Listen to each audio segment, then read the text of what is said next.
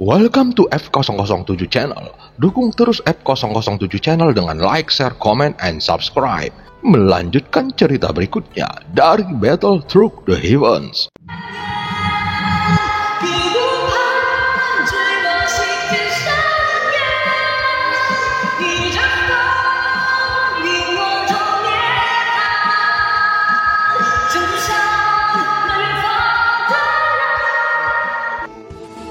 Selamat beraktivitas dan terima kasih atas dukungannya selama ini. Semoga semua sobat F007 selalu diberikan kesehatan dan rezeki yang berlimpah. Amin ya robbal alamin. Pada part sebelumnya, Tiang Lin yang sudah tidak berdaya akhirnya berhasil dibawa oleh Yang Mulia.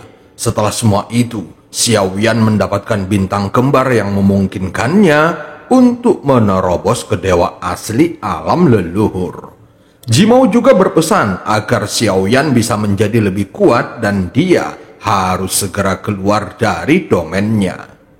Namun saat Xiao Yan membuka matanya, dia tidak segera kembali ke dunia nyata. Sebaliknya, saat bintang kembar di matanya bersinar, Xiao Yan malah melihat pemandangan yang sangat mengejutkan.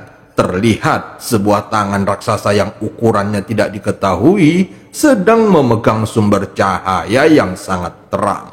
Sehingga jika dilihat lebih dekat, seseorang akan menghirup udara dingin karena ketakutan.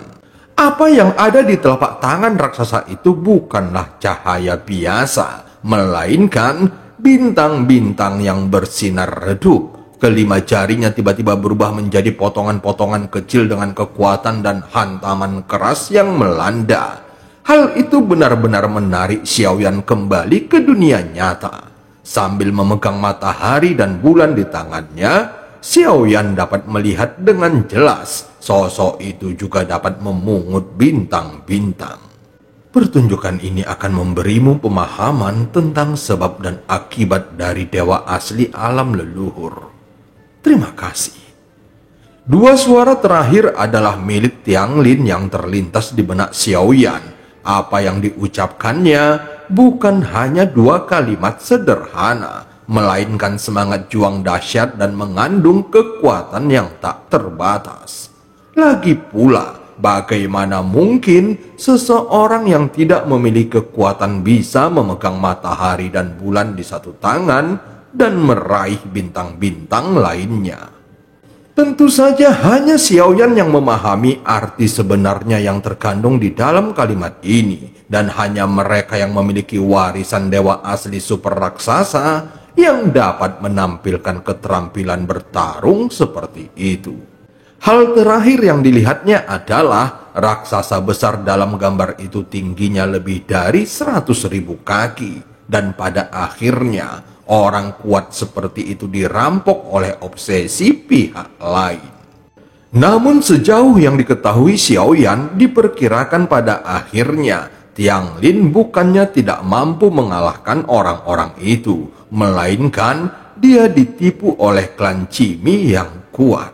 Selain kekuatannya sendiri untuk merebut tubuh, keberadaan avatar yang banyak juga membuat mereka semakin kuat dan mahir dalam perhitungan serta perencanaan. Pada saat ini, bintang yang berkelip-kelip itu berubah menjadi pria jelek yang ada di depan Xiao Yan. Sebelum tubuh Xiao Yan meledak dengan kekuatan ki dan darah yang belum pernah terjadi sebelumnya, dia harus berhati-hati merasakan ki dan darah yang mengandung kekuatan agung. Sekarang Xiao Yan dapat dengan jelas merasakan sirkulasi kekuatan unik dan kuat ini di dalam tubuhnya. Kamu benar-benar berhasil menerobos. Dengan kualifikasi seperti itu, sulit untuknya tidak mengubah ekspresinya. Pria itu tertawa terbahak-bahak, tawanya terdengar sangat hangat. Namun jika dipadukan dengan wajahnya, itu terlihat sangat garang. Saat ini wajah Xiao Yan menjadi gelap dan akhirnya dia berhasil menembus dewa asli alam leluhur. Itu berarti dia akan memenuhi syarat untuk melawan keabadian para dewa. Adapun tulang lengan dan kaki Xiaoyan yang patah sekarang pulih seketika. Tidak hanya itu, dengan tekanan yang kuat dari tubuhnya, dia juga mampu melepaskan diri dari lengan hitam yang tak terhitung jumlahnya. Domain Dewa Abadi ini tampak sangat aneh, seolah-olah langit dan bumi terbalik. Tanahnya yang berwarna putih ditutupi dengan lusinan lengan hitam. Sekarang kamu tampak sangat percaya diri. Pria jelek itu berkata sambil tersenyum, seolah-olah menghadapi terobosan dewa asli alam leluhur. Dia tidak merasakan tekanan sedikit pun. Xiaoyan tidak berbicara omong kosong dengannya lagi. Tubuhnya yang setinggi 10.000 kaki langsung bergegas keluar dan dia segera mengayunkan 82 tinju para dewa ke arahnya. Apakah ini kekuatan aturan? Saat Xiaoyan mengayunkan tinjunya, dia benar-benar merasakan perbedaan kekuatan aturan dalam serangannya. Dari lahirnya kehidupan, lalu manusia menjadi dewa hingga makhluk abadi. Segala sesuatunya memiliki aturannya sendiri. Kekuatan yang tertanam di dalam aturan sangat kuat dan tidak ada yang bisa lepas dari aturan. Adapun keabadian para dewa dapat menerapkan aturannya sendiri sehingga membuatnya berbeda dengan keabadian kaisar. Kekuatan yang dikuasai oleh klan dewa asli secara alami berasal dari tubuh fisik yang kuat. Apa yang Jin Huansen pahami adalah mengeraskan tubuh fisiknya untuk mencapai efek tidak bisa dihancurkan. Xiaoyan sebaliknya dengan jelas memahami bahwa kekuatan dewa asli super raksasa ini mengandung kekuatan aturan yang kuat. Bahkan jika itu mengurangi kualifikasinya, namun tekanannya tidak berubah. Sebagai dewa asli super raksasa, sekarang dia dapat dengan jelas merasakan tinju yang ditampilkan oleh kekuatan ini. Oke, coba kulihat. Apakah kamu memiliki kekuatan untuk membuatku menggunakan 5 poin kekuatan tempurku? Pria jelek itu tertawa liar lalu mengangkat tangannya dan menunjuk beberapa jarinya ke udara. Kekuatan yang mengerikan itu langsung mengurangi tekanan tubuhnya lalu meledak.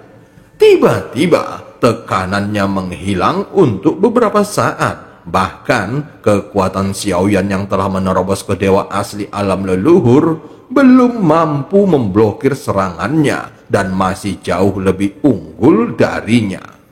Pada saat ini beberapa lubang besar darah muncul di tubuhnya. Namun jika dibandingkan dengan sebelumnya, setidaknya Xiaoyan tidak kehilangan kekuatan bertarungnya. Kalau begitu, mari kita coba ledakkan kekuatan di tubuh fisik ini sepenuhnya. Saat ini, mata Xiaoyan tampak membuka dan menutup. Kemudian ada bintang kembar yang bersinar dan kilau keemasan menyebar di seluruh tubuhnya. Setelah tubuh Xiaoyan ditutupi dengan cahaya keemasan, tiba-tiba tubuh Xiaoyan meledak menjadi kabut darah emas yang memenuhi langit. Dalam kabut darah ini, ada petir yang terus menyambar dan di dalamnya seseorang bisa melihat sosok Xiaoyan yang tampak menjadi lebih agung. Namun tiba-tiba Xiaoyan menghancurkan dirinya sendiri. Tulang besar yang terkondensasi dalam kabut darah adalah yang pertama mengembun dan meridian serta daging juga tumbuh dengan cepat. Seketika, raksasa yang menutupi langit dan matahari tiba-tiba muncul di hadapan pria jelek itu. Dia terus memandangi raksasa itu dan tidak tergesa-gesa melawannya, namun masih tidak ada rasa takut di wajahnya. Begitu agungnya. Pria jelek itu membuka mulutnya. Pada saat ini, ekspresinya tiba-tiba menjadi sedikit mempesona. Sepertinya itu bukanlah isyarat yang bisa dilakukan seorang pria, dan jika dilihat oleh orang lain, maka ini terlalu memalukan. Xiaoyan yang telah berubah menjadi raksasa setinggi 100.000 kaki masih tidak tahu bagaimana caranya untuk mengendalikan dagingnya. Beberapa bagian tubuhnya mungkin dapat disembunyikan, namun dia segera menyadari ada yang aneh pada bagian tubuhnya. Meski terlihat tidak sedap dipandang mata, namun Xiao Yan langsung berpikir suatu kemungkinan besar. Sangat mengejutkan. Itu baru saja menghilang, kemudian yang ini juga menghilang. Perubahan ini terasa lebih aneh lagi.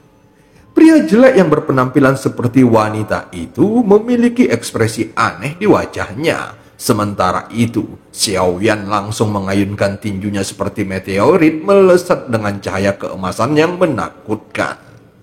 Melihat tinju yang menderu, senyuman pria jelek itu langsung berubah. Dia segera mengangkat tangannya dan terlihat lengan hitam di tanah putih itu tiba-tiba menjulur ke atas. Lengan hitam yang tak terhitung jumlahnya itu terjalin satu sama lain dan membentuk beberapa lingkaran hitam raksasa. Bersamaan dengan tinju Xiao Yan yang jatuh, itu langsung bertabrakan satu sama lain dengan lingkaran hitam dan itu langsung diledakkan berkeping-keping oleh Xiao Yan. Dia juga menggunakan 7 langkah dewa pembunuh yang menutupi langit. Saat kekuatan tubuh dewa aslinya menjadi lebih kuat, bayangan kaki yang terlihat jelas dapat digambarkan sebagai sesuatu yang luar biasa dan menakutkan. Ketika Xiao Yan menggunakan tinjunya dan keterampilan lainnya, tanah putih di domain ini mulai runtuh sedikit demi sedikit. Untuk mengalahkan pria jelek ini, dia harus menghancurkan domain dewa abadinya terlebih dahulu. Segera 7 langkah dewa pembunuh Xiao Yan menghantam domain dewa abadinya. Dengan seluruh kekuatannya, terdengar suara naga merah tanpa henti. Merasakan kekuatan agung dari tubuh fisik ini membuat Xiao Yan menjadi sangat senang. Dia berpikir bahwa kekuatan ganas dari tubuh fisiknya bisa menjadi kartu trufnya melawan keabadian para dewa. Namun dia masih belum yakin apakah itu sudah cukup. Setelah bisa mengalahkannya, segera gelombang kekuatan dahsyat di tubuh Xiao Yan menggandakan kepercayaan dirinya. Di matanya, pertempuran ini telah menyakitinya dan dia ingin membalas semua yang baru saja dialaminya. Dan cerita pun berakhir. Sampai ketemu di part selanjutnya.